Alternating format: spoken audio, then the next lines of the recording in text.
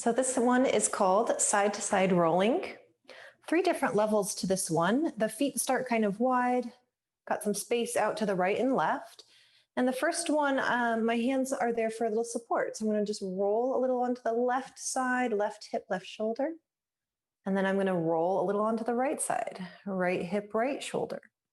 The main thing that you really need for this exercise is a roller that's long enough to support your hips and your head. Now, sometimes when you roll to the side, it's going to feel like you're just going to kind of roll all the way off. So what we're trying to do is glide the body sort of parallel towards the floor, side to side.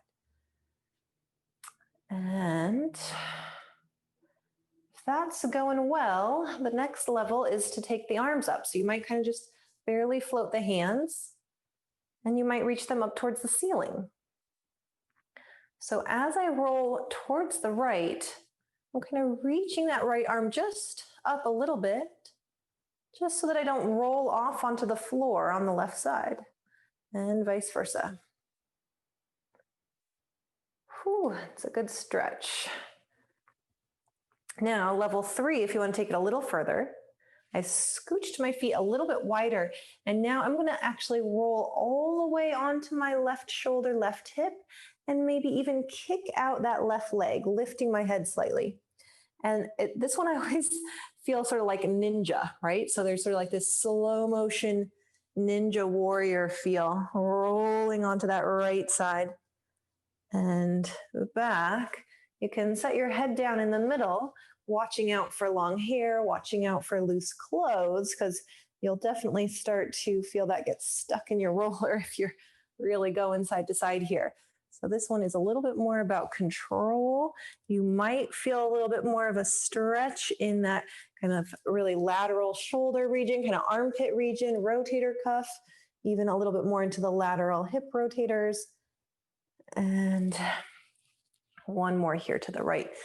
Now, straightening the leg might happen, it might not happen. Just using that to really challenge your rolling. Arms can be by your sides, and you're using this to feel your midline. So sometimes it can be nice to lift your head and look down at the feet. Obviously, you can't see the feet, but can you get a sense if the feet are pointing straight forward, if the knees and the pelvis, everything's nice and aligned? And then lowering your head back down. Okay, also feeling where the roller is landing on the spine. So using that to notice if you've kind of got one hip that's a little lower or one shoulder that's a little lower. Nice breath in, and with the exhale, we're just going to lift the heels and inhale as you lower back down.